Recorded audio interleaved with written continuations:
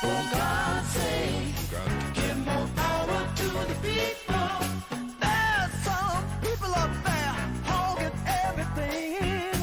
Telling lies, giving alibis about the people's money and things. And if they're gonna throw it away, might as well give some to me.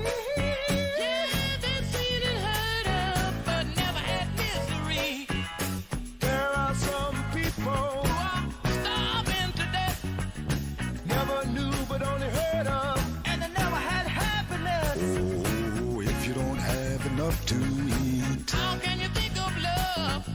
You don't have time to care. So it's crime you're guilty of. Oh, yeah. For God's sake, give more power to the people. For God's sake, why don't you give more power to the people. Ooh, cut this trying to see who's got the power to kill the most. When they run out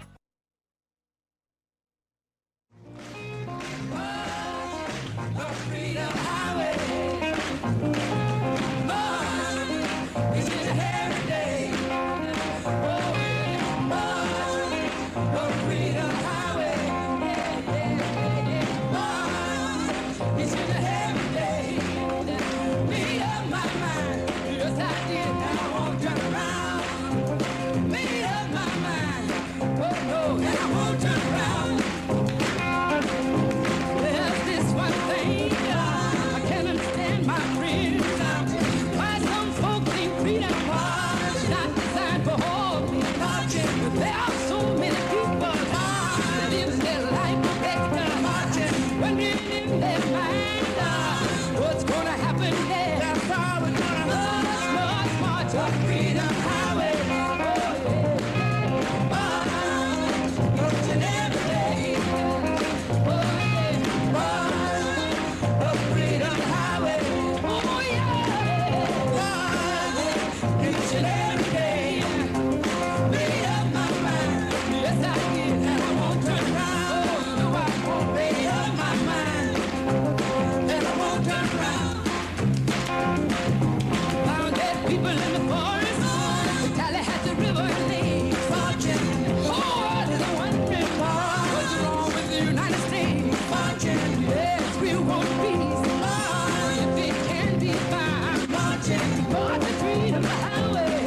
And I'm not gonna turn around. March. I think I voted for the right man. March. Said we'd overcome. Marching. Stay on freedom highway. Until the day is done. Don't you know it's gonna on freedom highway. And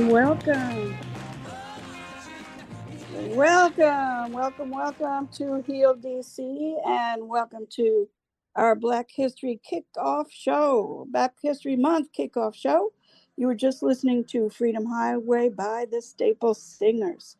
Before we get, and of course, we are celebrating 100 years of Black History celebrations in February, started by the great Carter G. Woodson, who started Negro History Week, February 1926. And of course, Carter G. Woodson, very much a part of Washington, D.C. I just realized he was a dean at Howard, the founder of the SALA, Association for the Study of Negro History, and Negro History Life, etc. I'm sorry. I'm want to just start the show, in addition to welcoming us to Black History Month, sending out some prayers, and encouraging you to do so for one of our dear family members, Magic Mike, who is usually right here with us every weekday, and especially at 10 o'clock with us. He is facing some major health challenges. We're reaching out to the PFW family for prayers for the best possible outcome for Magic Mike. Magic Mike, we love you, and you are with us always. So with that said, we're going to start our show for today. Again, we're focusing on Black History Month kickoff, and we have several guests, two very special guests, but in addition to Chuck Hicks, and Chuck Hicks is going to kick us off in a moment. as he is also known as Mr. Black History and is basically our co-host. So we'll get to Chuck in a moment. But we have two guests, Larry Hamm. I want to first introduce Larry. Of course, Larry has been our guest numerous times. We're glad that he can be with us today. He is the chair of the People's Organization for Progress in New Jersey. And he's going to be talking with us about a number of things that are particularly relevant for Black History Month 2026. And Larry, welcome. We'll bring you on in a moment, but I'm glad you could be here with us. Larry, I'm glad to be here. Thank you for having me. I'm glad to be here with you, Joni. Yes. And Larry is also very much a part of our sister station in New York City, WBAI. You can turn on that. You can always hear him at the Friday 7 p.m. hour with Imhotep Gary Bird and others. He's on there pretty much every Friday evening. And if you tune in the morning, I just happened to hear him this morning. So he's part of our family of Pacifica. So we're happy to have him. And hopefully we will be having Brian Gilmore, who is traveling. I don't know if Brian is on yet, but Brian is a poet, an author, an native Washingtonian. He's also a lawyer, graduate of the UDC David Clark School of Law. And he just published a new book that he will be hopefully talking with us about. And he's having a special event to discuss the book tomorrow, 6 p.m. at Busboys and Poets. So hopefully Brian Gilmore will be joining us. I'm asking our own Chuck Hicks to kick off the discussion. Chuck Hicks is also known by many as Mr. Black History. He has been organizing celebrations for Black History Month right here in DC for more years than I can remember. Perhaps Chuck can tell us when he started. So Chuck, just welcome. We only have a few minutes with you, but tell us when you started organizing your Black History Month annual events, roughly. Chuck, are you there? Okay. Cody, can you help me? Maybe if Chuck isn't. Can you hear me now, Joni? Yes, we can. So Chuck, when did you start with the Black History Month celebrations? Approximately 35 years or so ago. 35 years ago. And I think I remember way back then. Every year, Chuck puts together a magnificent Black History Month event. And I'm not going to even try to mention all of them. But this year, Chuck, tell us you are having your event Saturday, February 21st. So tell us a little bit about what will be happening. Well, a couple of things, Joni. First of all, we've put out a Black History calendar that lists some of the events that will be going on for Black History Month in DC. You can get that at public libraries, or you can either go to dcblackhistory.com or facebook.com, dc.blackhistory.com, or you can go to dcarts.dc.gov, or you can call the Arts and Commission at 202-724-5613, and they can give you information.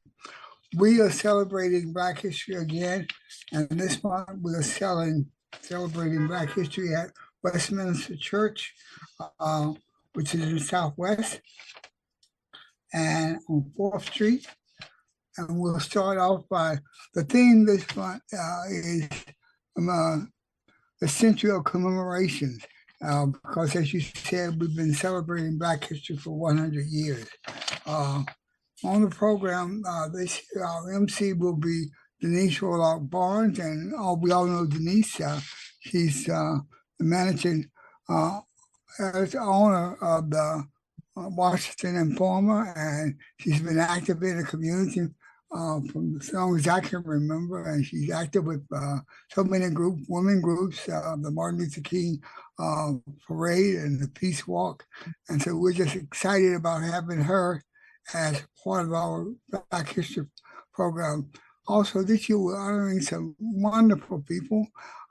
Wonderful guy named Dennis Houlihan, who's been a great friend and has been active with supporting Black history. Harold Hunter, many of you know, and Peg Ketchum, who was Sam Ford's camera warmer, Toya Tyler, and then John DeColey. Those are our 5 honorees this year. And of course, our keynote speaker is Reverend Nuttall. He was at New Bethel, and he replaced Reverend Pointroy when he stepped down. So that's the beginning of Black History Month here in D.C. And we're very excited. And again, that's going to be at Westminster Church. I think that's 400 I Street Southwest from 2 to 5 p.m. So mark that in your calendars. That's a Saturday afternoon. And we will see many of you there, hopefully. And before we move on from Chuck, I just wanted to mention something we've talked about on the show numerous times, and that is Chuck's dad. And Chuck, I'm just going to say it, that Chuck's dad, back there in Bogalusa, Louisiana, and perhaps you can tell us the year, was the founder of the Deacons for Defense in Bogalusa. And we've talked about that often, and we're very proud of Chuck and his family and his dad. And Chuck, what year was that your dad? I am drawing a blank on that right now. It was when Malcolm X, I think it might have been the same year. It was from the years that Malcolm X was assassinated. Yes, right, and right around the same time. Yes. In February. So we are very proud. It came 2 years before the Black Panther Party. Wow. Absolutely. And we we've talked with Chuck many times. Otherwise, we could obviously keep on talking with Chuck Hicks. I'm very proud of him and very thankful that he has been the co-host with me for quite a number of years and will be with us for the hour. Now we're going to jump into talking with Lawrence Hamm, again, who is the chair of the People's Organization for Progress. And of course, Larry, as Chuck as well, has many things he could share with us for hours. But one of the ways I was thinking of framing what Larry might talk about now is Black History Month 2026. What points are relevant, or what experiences are relevant? And Larry, you can start out wherever you want, but perhaps you could share your recent experience with a very special sister who just passed, and you were there at her homegoing. Yes, thank you, Joni. And let's start with that. Last week, I had the privilege of being sent by my organization, People's Organization for Progress, to represent all of our members at the funeral services for Claudette Colvin. And I'm sure that this very aware audience knows the story of Claudette Colvin, the 15-year-old high school sophomore at Booker T. Washington High School who refused to obey the laws mandating segregated seating on the buses of Montgomery, Alabama. She refused to give up her seat 9 months before Rosa Parks engaged in her famous action of resistance. And Claudette Colvin, 15, was arrested. She was arrested on violating the laws mandating segregated seating on the buses. She was charged on 2 counts under that law. And she was also charged with a felony count of assault because she resisted being arrested by the police. Her case was taken up by the famous Black attorney, Fred Gray, the famous civil rights attorney who had also represented Dr. Martin Luther King and Rosa Parks. He represented Claudette Colvin, took her case and combined it with three other young Black women who were convicted of similar offenses. And he argued their case before federal district court and won. And the federal district court said that segregated seating was unconstitutional. But the mayor of Montgomery, Mayor Gale, appealed that decision all the way up to the Supreme Court.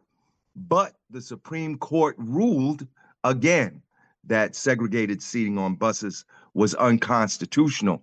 And of course, while we remember Rosa Parks as, in fact, the mother of the contemporary civil rights movement, her famous role in the 381-day Montgomery bus boycott, we must not overlook the fact that it was Claudette Colvin's case that led the Supreme Court to declare segregated seating on the buses as unconstitutional.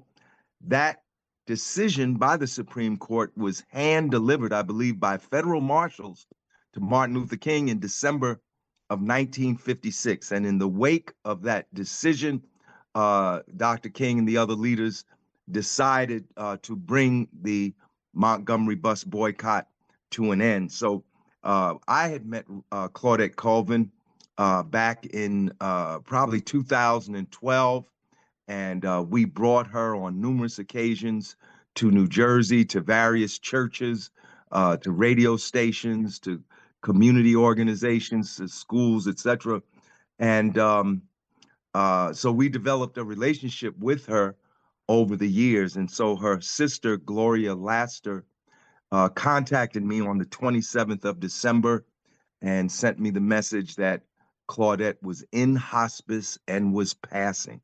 So it did not come as a surprise when we learned on January 13th that she had passed away. And again, her sister contacted me and gave me information about the services, and I got on the plane. I felt obligated to get on that plane to come to Birmingham. I attended the wake and the funeral, and let me say, she had a hero's funeral. Many people spoke, but there were about 14 people that spoke at her funeral, but the remarks that stand out to me were that of, I believe, Calvin Williams, who was presiding judge in family court now in Birmingham, Alabama. And he was the judge that expunged Claudette Colvin's record after 66 years, expunged those charges from her record and her conviction. And it's really, ironic, right?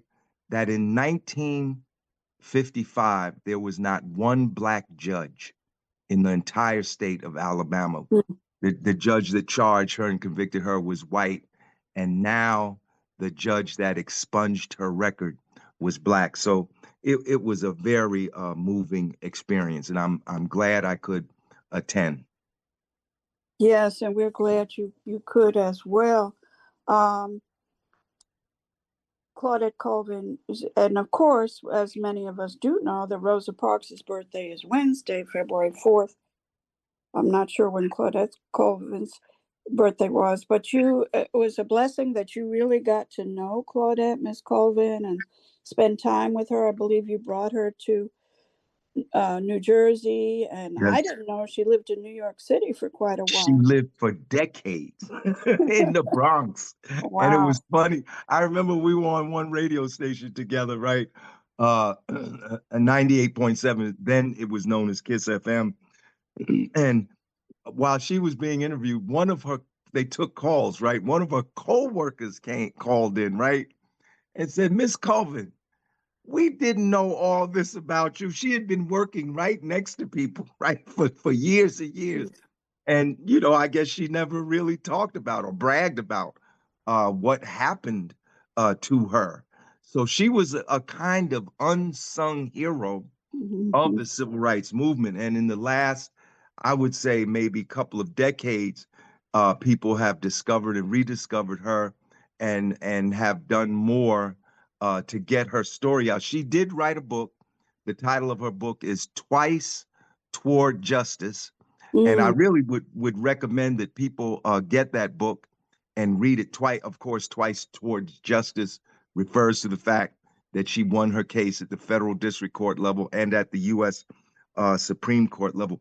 But I also want to add quickly some other things. We're at the beginning of Black History Month. February 1st is also the day that the 13th Amendment was first passed by Congress before it was sent to the states. February 13th, 1860, excuse me, February 1st, 1865 was the day that Congress passed the 13th Amendment before mm, it was sent to the states for ratification. And the ratification, of course, was completed by December 1865. And remember, it was the passage of the 13th Amendment that actually abolished chattel slavery, except for those convicted of a crime. February 1st is also the birthday of Langston Hughes, that's an, right. another kind of maybe unsung hero. We need to do more because he really was a radical poet and writer. Yes, he Um, was. those who know his work, I would just recommend. He wrote many books. People don't know how prolific Hmm. Langston Hughes was. He wrote many books, but two of his later books were The Panther and the Lash. I would recommend that because many Mm, of his Black militant poems are in that volume. I also would recommend one titled Good Morning Revolution. right. That's the name of a book. It's also the name of one of the poems in the book. And I just recently read a quote, discovered a quote in an article about Langston Hughes. He said, "We Negroes in America do not have to be told what fascism is in action. Mm, We know its theories of Nordic supremacy and economic suppression have long been realities to us." So he said that, imagine, in 1937. I mean, mm, Black people have been grappling with this question for a century, almost a century. And Langston Hughes was in that fight. And then lastly, wait, February wait. 1st. Wait, Mhm. wait, before we Right. move away from Langston Hughes, I just want to tell people who may happen to be in New York City one day to go and visit the Langston Hughes Library, right there in Queens. I'm very proud of that library because friends of my family helped to start it, and it's a wonderful, fabulous library. I don't know if you've been there, Larry, but Hmm. our own Nap Turner. Nap, don't forget the Turner performed there one year. Langston Hughes Library, a fabulous library. And let me just say before I forget, speaking of books, in a moment we're going to be speaking with Brian Gilmore, who just published his book, but I don't want to miss this chance, Larry, for you to tell listeners the book that you published last year. Oh, yes. Well, thank you, Joni. Other people seem to be better at getting the word out about my book than I am. Yes, last year, uh, my book, Lawrence Hamm, A Life in the Struggle, was published by African World Press. And if you Google that title, Lawrence Hamm, A Life in the Struggle, you'll be able to locate places where you could purchase the book. And it's easily accessible, available to people to purchase. In fact, Wednesday, I will be in a Black History Month program with the renowned attorney and professor Gloria J. Brown Marshall, who has also written a new book called A Protest History of the United States. She will be presenting on her book, and she and I will be in conversation together about the importance of protest.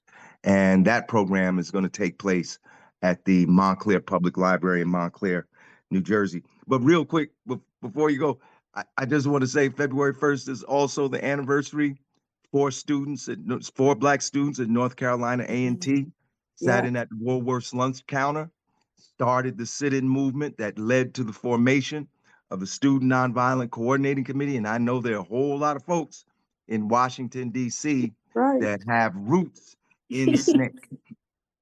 Absolutely. Absolutely. Including our own George Ladner, and on and on. Before we move into talking with Brian Gilmore in a moment, speaking of poets and speaking of birthdays, uh, Larry, I hope you're going to stay on to hear Brian Gilmore, Yes, who yes, is I am. a wonderful poet and author. Uh, but I think he and other people would be interested in the fact, talking about Black history, that you were very close to Ras Baraka, the poet and the activist. Yes, Wanted Amiri to Baraka. Amiri Baraka, his Oh, yeah. father. Well, I'm saying, well, yes, Amiri Baraka. So just share with us for a moment something about Amiri Baraka and your relationship with him. Right. Well, I met Amiri Baraka. Well, the first time I saw Amiri Baraka was when he spoke at my high school, Arts High School, in Mhm. 1970, which was like about 55 years ago. We didn't actually develop a relationship at that time, but I did get to see him up close because he didn't speak in an auditorium. They wouldn't let him speak to a Mhm. whole auditorium. They only let him speak to about the 35 or so members of the student council in Newark. That's how dangerous he was. Mhm. When they said that Amiri Baraka, at that time known as Imamu Baraka, remember he was using Imamu then, you would have thought some kind of giant uh, some kind of giant mythological creature was good. The teachers were running around. The principal was making announcements. People looked like they were going to faint. You know, people forget what it was like in the late 60s and early 70s. People didn't accept Black history. I just spoke a few minutes ago at Weequahic High School in Newark. They're raising the Black liberation flag for Black History Month, the red, black, and green Pan-African flag. Students couldn't bring that flag to school Mhm. in 1960s and Mhm. 1970s. I was appointed to the school board very young at the age of 17. I was a member of the Newark Board of Education. I had to pass a resolution, a policy that would allow students to bring the red, black, and green flag to school as Mhm. a education and teaching tool. But it was hard. We were told even in up to the 70s, we were being told that we didn't have a history worth examination, or we Mhm. didn't have ancient civilization, we didn't have this and we didn't have that. And you went into my school and paintings on the wall of Greek mythological character, everything white. I went to a school of music and art. You wouldn't have known Black people contributed anything to Mhm. music and art just by looking around.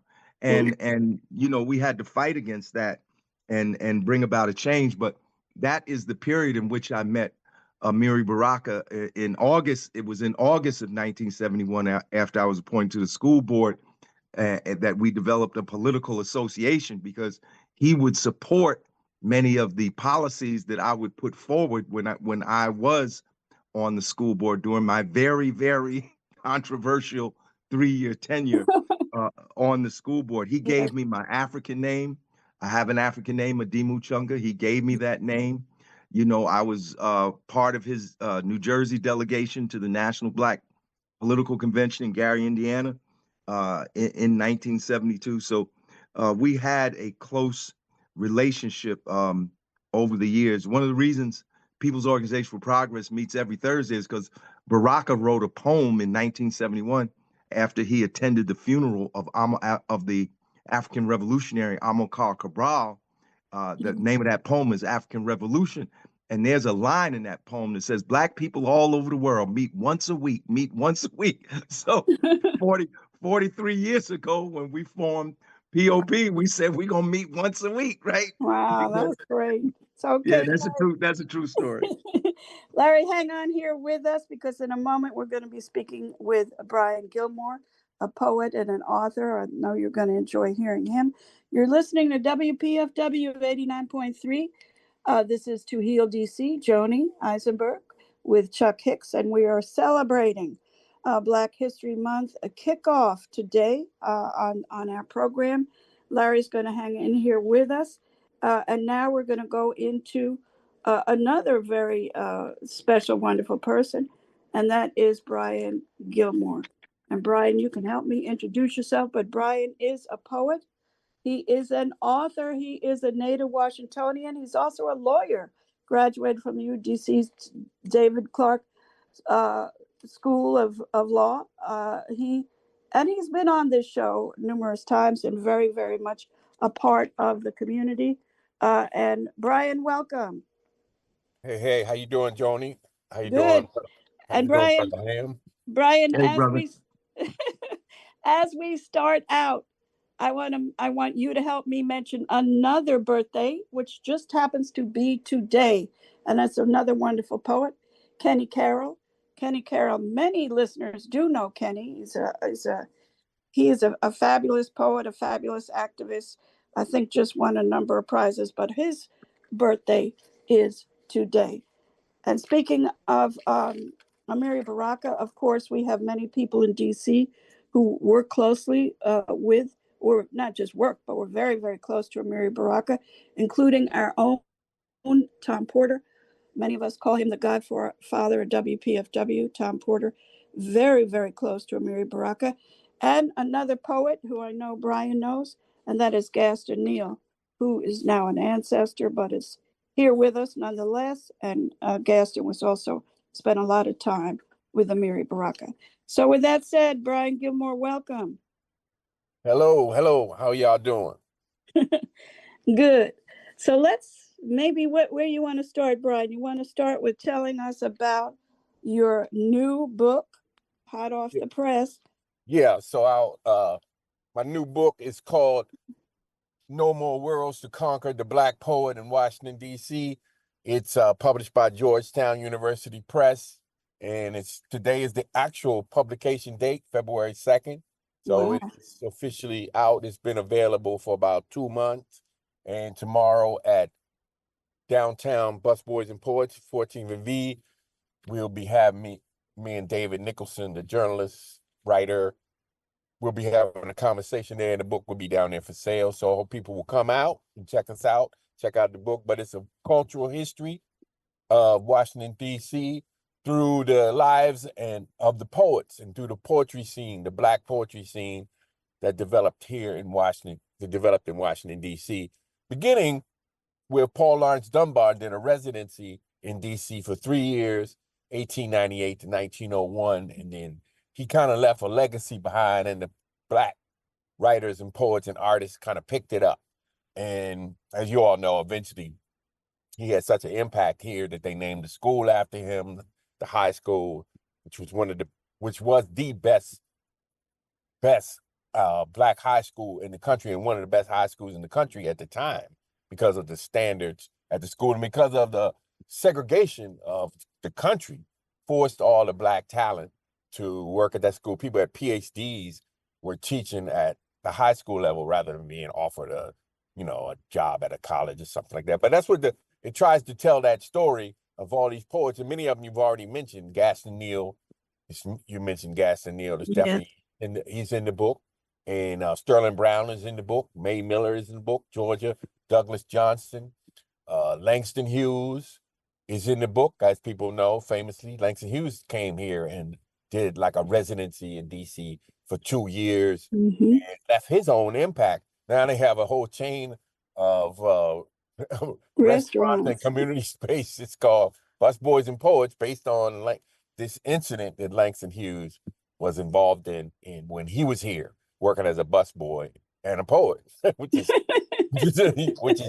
really, really wild when you think about it. This one little incident turned into that. Which goes to show you that the artists, we're always in the mood. I mean, art is what will make things happen. Artists have to make things happen, especially now, the way things are politically and culturally in the country. And they are. Once again, the energy is very, very strong, right? So I hope people will come out. I hope people will buy my book. No, no more worlds to conquer. And to give you a little background, that title is the title of a Sterling Brown poem, "No More Worlds to Conquer." Oh, that's Black what it poet, is. Washington, D.C. And Sterling Brown is figured prominently in the book. Kenneth Carroll, Darrell Stover. I mean, you could just name people. You just mentioned Kenny Carroll, which is Kenny Kenneth Carroll's son, birthday Mm. is today. He's Oh, mentioned. his son. Oh, I thought it was Yeah, Kennedy this Sr. Okay. no, this Kenny III's birthday is today, and I just saw him and Kenny Carroll. Well, they both got the same name, isn't that crazy? I just saw both of them In in New New Jersey. Jersey. We had an event up there with the great poet Yusef Komunyakaa. So, Mm. but that is what the book is about, and I hope people will definitely check it out. But come out tomorrow, Bus Boys, and then we have another. And that's Bus Boys tomorrow at 6 p.m. Right. And 14th and David V. David Nicholson will be handling the MC. And as we have another event this month at another Bus Boys, February 18th. But you at time we'll focus on this one first. Okay. And so talk a little bit about Sterling Brown.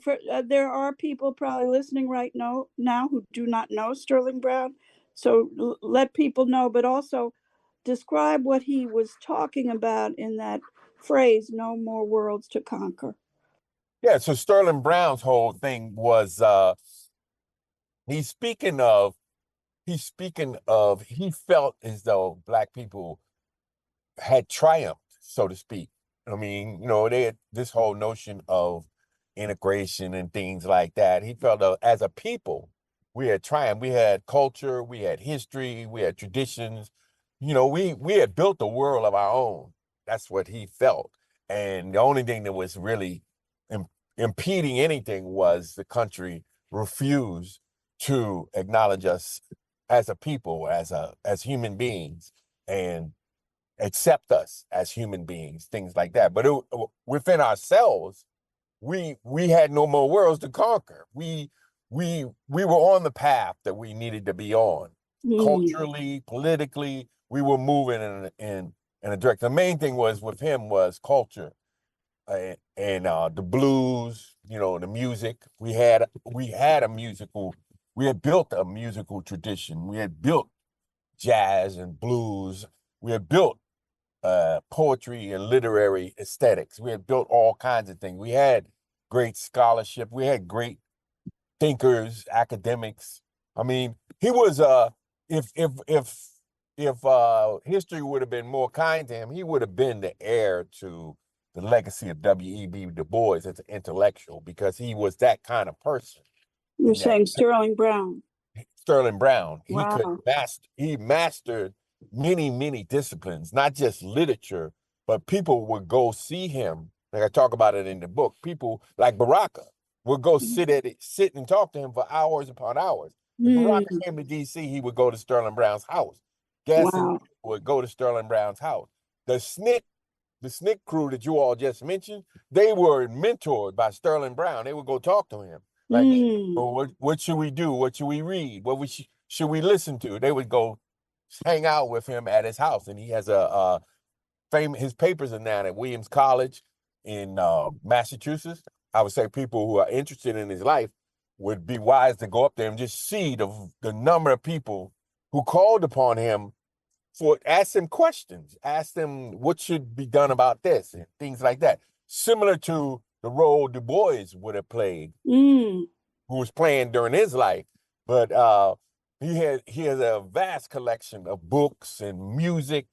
I mean, he's the one that put everybody onto the music. Like, that's your history. He told Baraka and them famously, that's your history right there. I mean, he was like, they can't take that away from you. Right there, that's telling our story right there in front of your face. So, but all of them, he mentored all of them. He mentored Marion Barry. He mentored, as I said, members of SNCC that came to see him. And then also he was okay across the spectrum. I mean, you had the Black community is not, everybody doesn't think there's one way of achieving success and self-determination. He was engaged with all of it.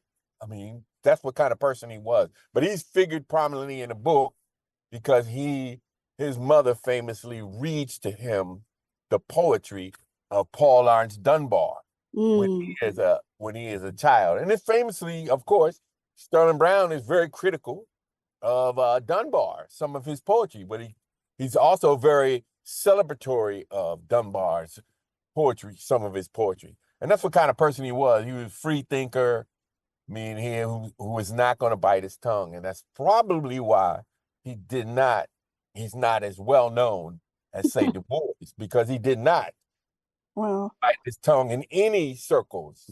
Especially in white circles. He was not going to like back down and apologize for being a black person.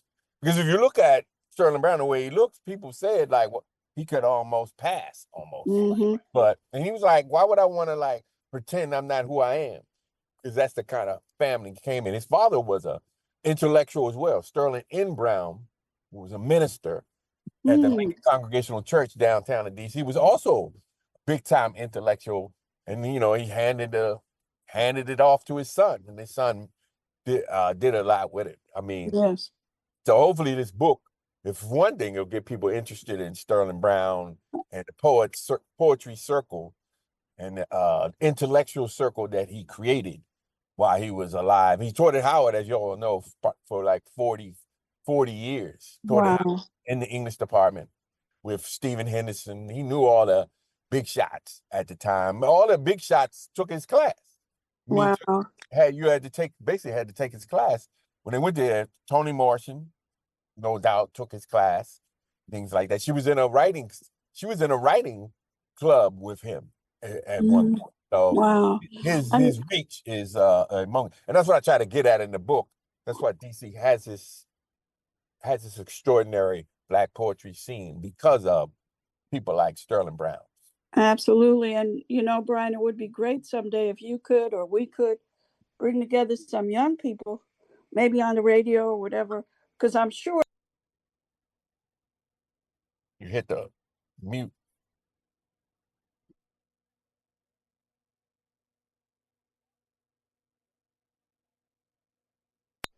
Can you hear me now? Yeah, you back. I don't know how that happened. Anyway, I'm just saying that I don't know if you heard me say that it would be great to bring together some young people here in DC with you or with us on the radio to talk, have them maybe read some of Sterling Brown, because I'm sure a lot of young people do not know about him. We do talk about that all the time. That's where me and Kenneth Carroll, the father, Kenneth Carroll, the older poet, and some others. We talk about that all the time. And that's why it's really good that his son is now a poet. Right. And there's some other great poets, young poets coming up on the scene. I can tell you that we're trying to keep the legacy going. In fact, I won't say we're trying to keep the legacy going. We will.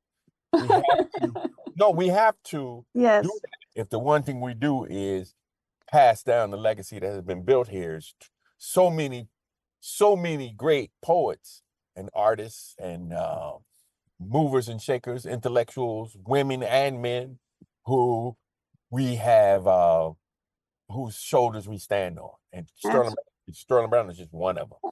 Absolutely. And I know Gaston Neal was very close to Sterling Brown as well.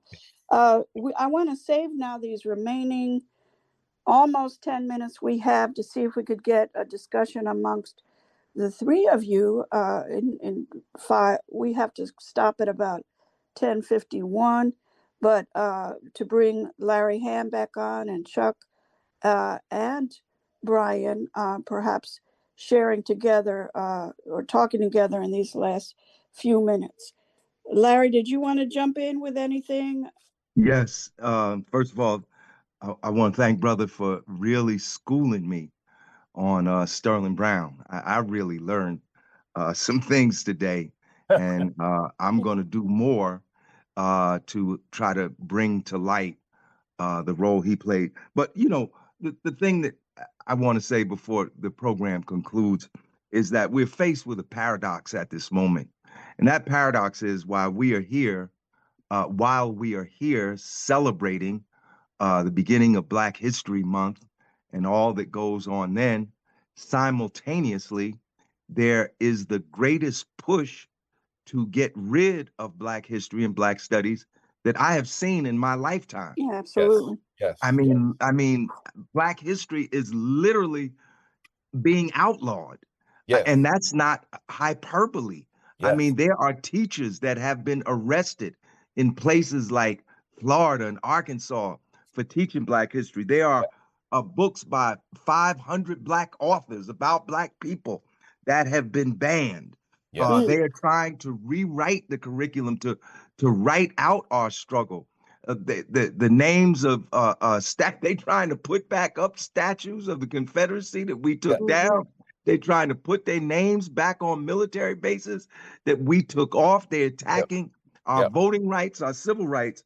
So No doubt. I just want to say our history is a history of resistance. There's a lot of talk Yep. about resistance, but Black history is a history of resistance. And Yep. it's sometimes you have to have something to compare and to contrast to understand the nature of what you're dealing with. Yes. And now I think people can see that Black history has a revolutionary essence. So I would just urge people, if there are Black liberation flag raisings going on this week at the beginning of Black, go to them. Don't ignore them. Don't Right. be absent. Go to them. Right. Black history programs, pack them out. Yep. Oppose the book bans. Go to the local school board meetings and Right. demand that they implement Black curriculum in Right. our public schools. And I urge the college students we march and protest about a lot of things. I was marching and protesting with students at Seton Hall University 2 years ago when they were trying to end the Black Studies program there. So we got to fight to preserve Black Right. Studies. So let's Exactly. fight for our history. Yes. I totally agree. Absolutely. And I don't know what's happening in the DC public schools now, Brian. I don't know if Oh, you know.